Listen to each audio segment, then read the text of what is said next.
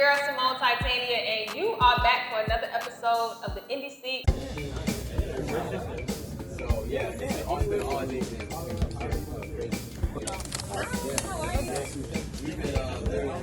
And today we actually have a very special program because we have Alex from Boss Magazine. So what's up, Alex?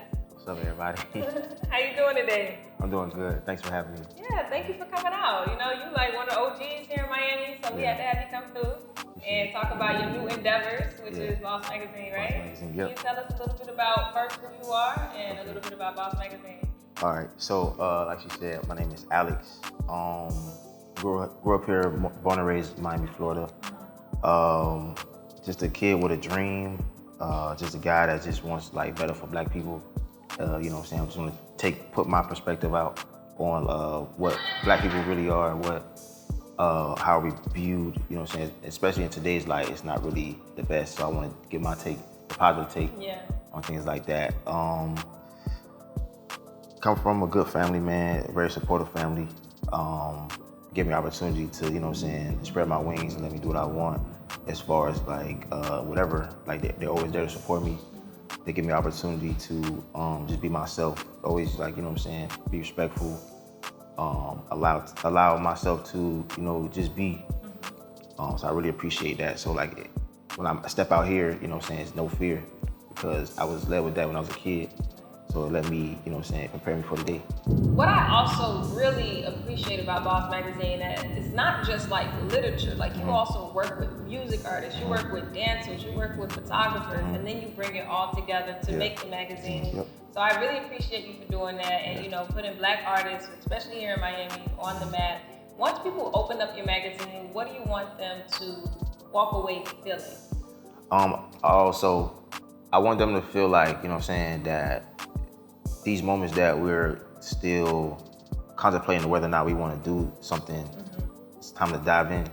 It's time to not really allow situations such as money or roadblocks or just even thought process to prevent you from getting to where you ultimately should be and ultimately the world knowing what you have to offer. So we also, like you said, we also put on artists and things like that, but also this magazine is also for Black businesses. So definitely want to shout out to the Black businesses who are in the magazine.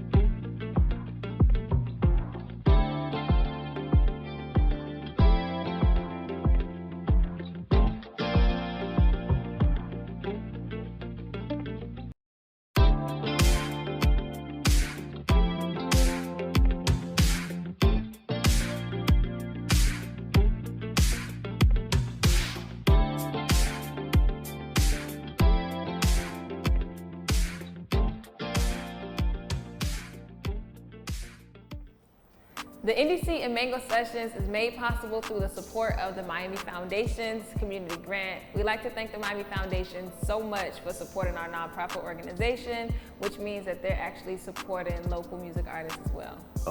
This shoot actually took us only like a day and a half to do. That's amazing. And like it really came out, we really came in there focused, knowing what the job had to be done, and everybody was just a team player and like really tied into like what we was really going for and like being just letting go. So like when things like that happen, you get nothing but great work. Yeah, absolutely. And the video that we're watching today, you titled it.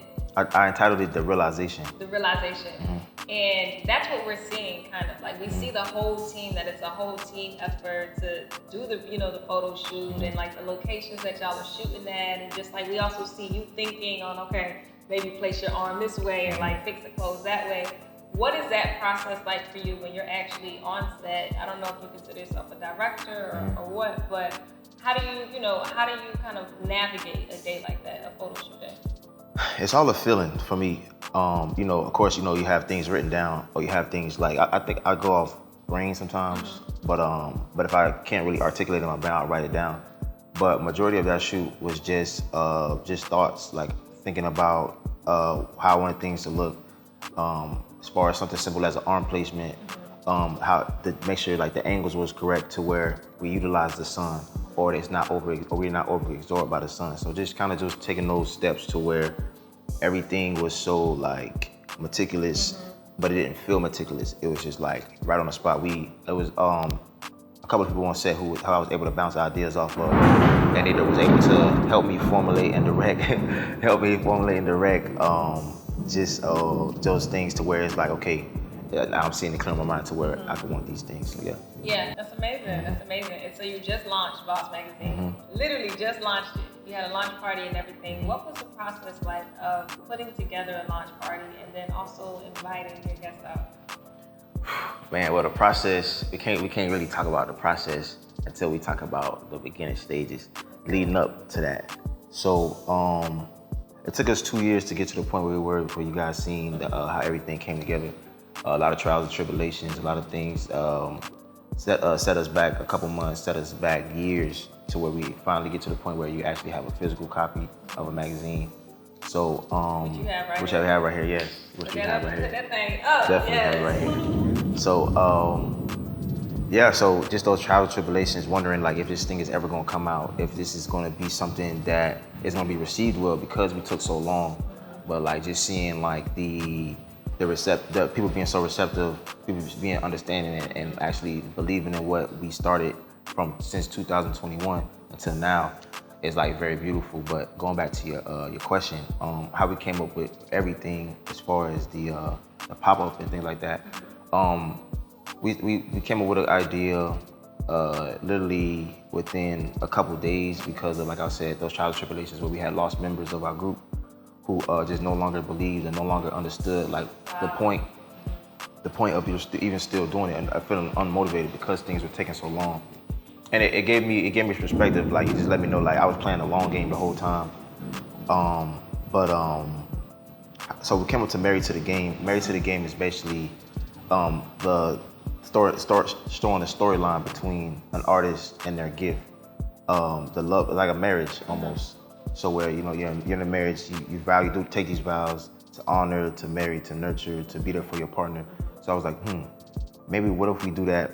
It's like a marriage with the artist and their gift. It's a love and hate relationship. Sometimes you love it, sometimes you don't want to even be bothered with it.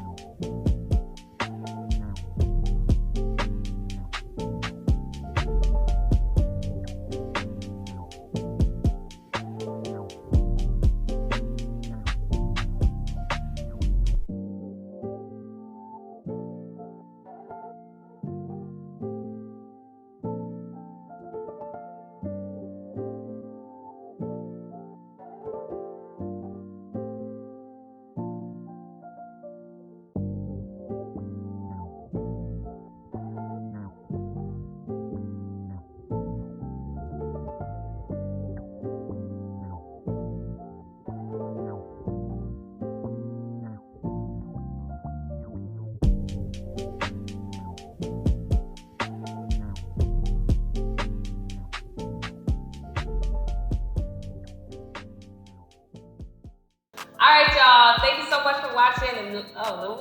See, I get this one too. All right, y'all. Thank you so much for watching another episode of the Indie Seat. Again, my name is Simone Titania, and I can't wait to see you next week. So make sure you tune in to the Indie Seat again. All right, y'all. Peace.